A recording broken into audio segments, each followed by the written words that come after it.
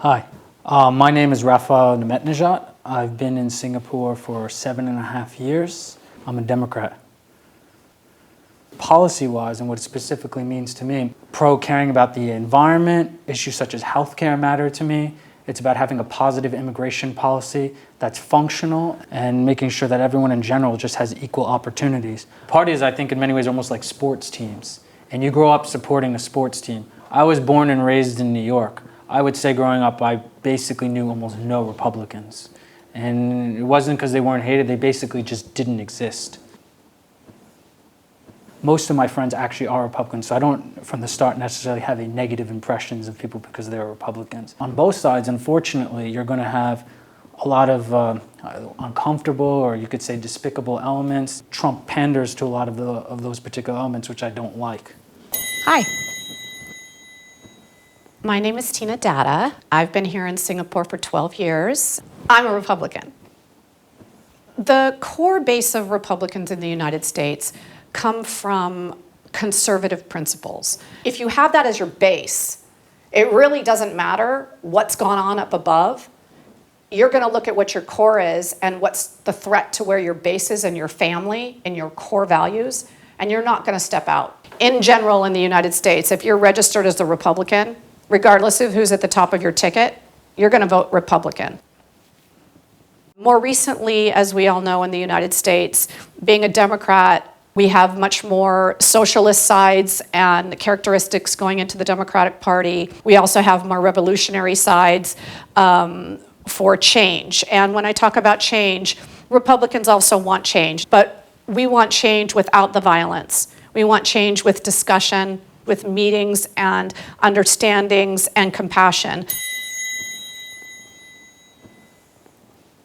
Donald Trump, I think he has the greatest understanding of the media and how to manipulate and how to, I guess the best words is troll it than any president I've ever seen. I don't think there's as much necessarily as violence as people are making it out to be.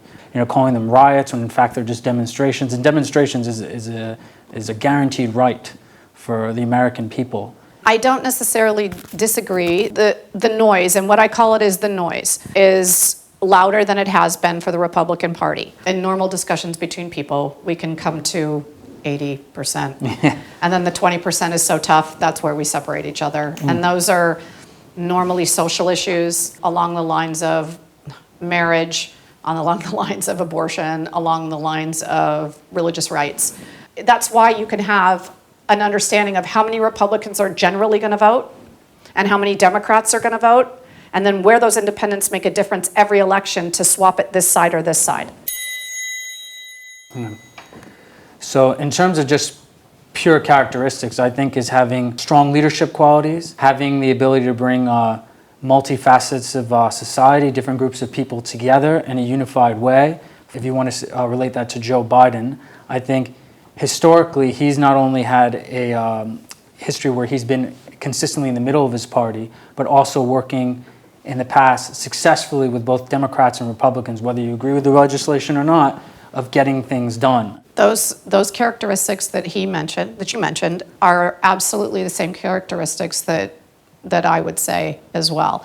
President Trump came from the business community.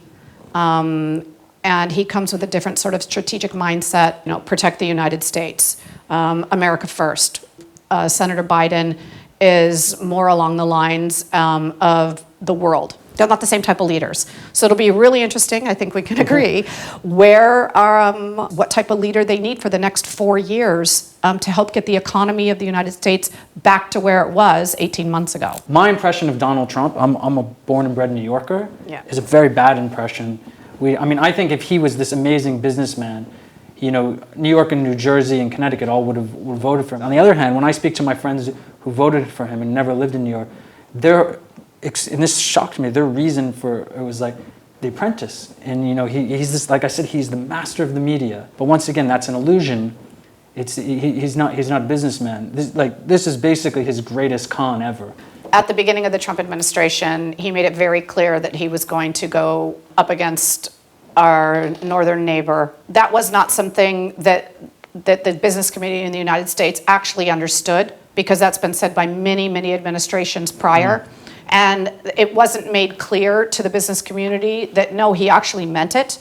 So when he got elected and he actually started doing what he said, it did catch the business community, some of the business community off guard. So there was a lot of jerry-rigging in the United States that had to be done to bring everybody up to speed. We're doing something we've never done before. And when you're talking about the large companies in the United States and the large industries in the United States, all of those industries are involved in all the trade deals that are around the world. Believe it or not, large major farming organizations came to the defense of the president and still will defend the president in the hard stance that's being taken to be able to make the United States a more fair and equitable partner with our northern neighbors. Nobody has done this before. Nobody has actually said, and I'm not saying that in a good way or a bad way, I'm just making a factual statement. Many people have said, we're going to go up against our northern neighbor, we're going to go up against Japan, we're going to renegotiate the deal with Korea, we're going to renegotiate a deal with Singapore. And nobody really did it. The good and the bad of the Trump administration is that they actually did it, and they're actually doing it. And the disturbance that is coming along with that has not been experienced before in the United States because we haven't really done it like this before. I think Joe Biden is the leader, is the right leader we need now. We need someone to diffuse the situation. He's going to put the right people. I think he's going to value science. I genuinely have a concern about Joe Biden. You don't make as many mistakes in memory and remembering of where you are and the things, and I'm not poking at him, you need to look for yourself. That's a concern for me. That's more of a concern for me than the leadership that Donald Trump has shown. I believe the current president actually has no respect for institutions. I think he has autocratic tendencies. He has no respect for any of the norms and basically the basic social contract that a government respects. We need a stronger leader than Joe Biden can be for the next 4 years to grow the economy with that type of vigor and vitality, and that maybe 4 years after that, we could bring healing and we could bring the country together in a more calm nature. But I just think the United States needs 4 more years of a bulldog to protect the United States without being burdened to look at changes on a global scale to continue focusing on the United States. We have freedom. People have freedom. People have the right to choose to wear a mask or not wear a mask. I think fake news personally is actually just a term that the president uses to attack the media. I love my police force. I'm so grateful that they are there to protect the community. Yes, I think police brutality is a huge problem in the United States.